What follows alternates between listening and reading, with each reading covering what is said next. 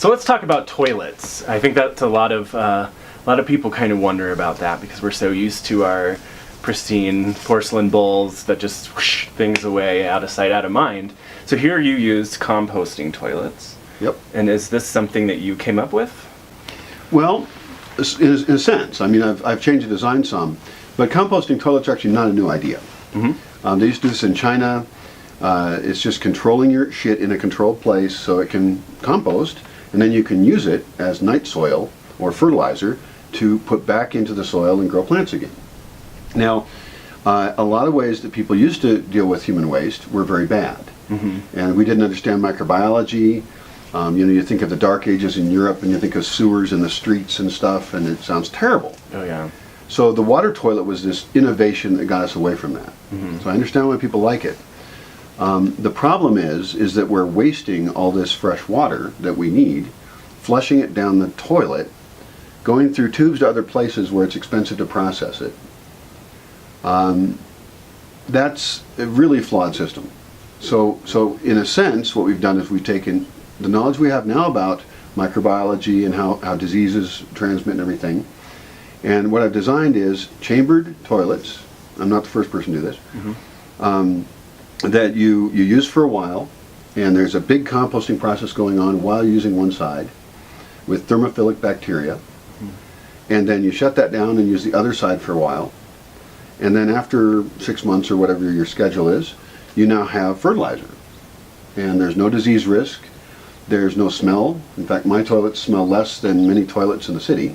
I was shocked at how sanitary it feels. Like, there literally isn't a smell. Like, you think of porta potties at the fair, and you're like, you hold your nose and you want to vomit, and like just regular latrines that I've used in the past. And this is, I mean, it's kind of shocking how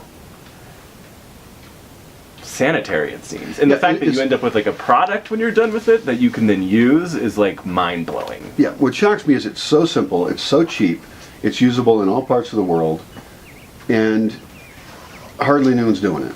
And I think it's because we're afraid of change in that. Now, and I understand this. There are composting toilets that I've seen personally and pictures of that were built by somebody who was very alternative and didn't do a good design. Those toilets are advertisements against composting toilets. I think they're terrible. My composting toilets are pretty dang good, and they work great. I've been using them for years. I do, however, want to go to the next step, and I want to build some toilets that look just like regular toilets, like in a fancy hotel. I want it to have white tile. I want it to be well lit. I want it just to be all perfect, and the only difference is that there's no water in the toilet part. And that's going to sell the idea to more people. Sure. Yeah, because I mean, if that's the only thing that takes you out of your regular bathroom experience is that it's wood. It's made of natural materials, but yeah. I mean, if you were sitting on a porcelain toilet in a tiled, well-lit room, you wouldn't smell anything, you wouldn't even notice. Yeah. I mean, I don't know how you go about installing that in an entire city. Well, I think you have to prove it works. And so one of the projects that I would like to get funded here is to build a toilet like that in town. Now, in Mexico, people pay to use the toilet in many places. And so I actually want to make it a commercial toilet where the business owner is making money off of it. And then all these people are going to get this exposure to this toilet. They're going to say, oh, wow, this works. And in this culture, a lot of people are using latrines because water is a very limited resource here. And so this is a step up from what a lot of people have already. That's when we can start proving it's healthier, it's simpler, cheaper, and we can start to make this change. The thing that's important here also is that many people around the world do not have water. And so often you'll find programs that are trying to help these people bring themselves up to the industrial world standard of wasting water. So in an industrial home, oftentimes people are wasting 40% of the household's water just on the toilet. It's crazy. Yeah, losing 40% right there. So this one technology, combined also with something I call the pea garden, which works for some places, can save huge amounts of water for everybody. Which is just crazy. Yeah. And I know here, we, instead of a shower, we did take a shower, but we used a sauna to get clean. And I admit I'm terrible. I take 2 showers a day, and I tried to do the math on the internet yesterday, and it's something like 17 gallons of water for an 8-minute shower. And then I think about how much water I saved being here for 4 days, and I'm like, well, that's depressing.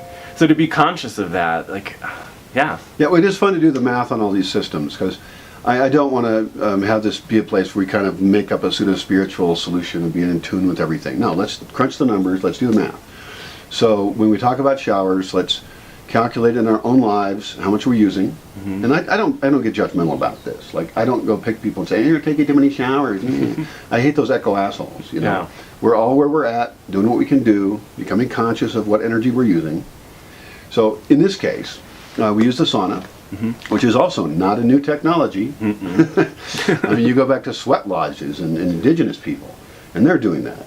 And so what we do is we sit in the sauna for 30, 40 minutes, whatever you're comfortable with, mm-hmm. and you actually are sweating, and your skin can start to ball up on you, mm-hmm. and then you rinse off using very little water. Especially if I only provide cold water, people don't waste that at all. Now this time of year, I happen to have enough hot water, so we had hot showers the other day. But think about the shower, really. I mean, you're just dumping some water on you and putting some soap on you. Mm-hmm. You're still kind of pretty dirty, actually. Sure. But if you get in that sauna, mm-hmm. and you sweat, and maybe it's social or maybe it's just individual, and you could even can scrape your skin with some sodium bicarbonate or salt or whatever works for you, you're really getting clean. And I can attest to that. Because I was at first a little skeptical, and then, yeah, I mean, it's kind of amazing. Yeah. It does feel a lot better than just like letting water just run all over you and down the drain. Yeah, it's like a spa, and it's also nice breaking your week. Yeah. And then especially living in a place like this, I mean, do we really get that dirty here? Not really. I mean, there's dust. There's definitely dust. But this is also the dry time of year, so I imagine when it's raining, the dust is not as much dust, right? Yeah. But it's clean dirt. Yeah. If I go to the city, what's hitting me? Car fumes, everything I touch has germs of people on it. Yeah. Everyone else's dead skin cells. Yeah, the place is just a chemical wasteland. Yeah. And so here, I often take a shower or a sauna once a week, mm-hmm. and I feel clean enough. Yeah. Now, I think twice a week is a good thing to try and get people to be comfy with. Mm-hmm. And then, of course, I'm working on having more water storage and having more hot water available. I'd like to make a saltwater pool. Mm-hmm. So there are a lot of options on making things more complex. But in general with this project, what I've done is remove myself from these systems as much as possible. Break away. So like the first 2 years of electricity. Mm-hmm. Yeah, I was sitting in the dark a lot. I was put myself in a energyless jail in a sense. And that was breaking the addiction to these systems. And now I'm very carefully adding them back in, considering each stage.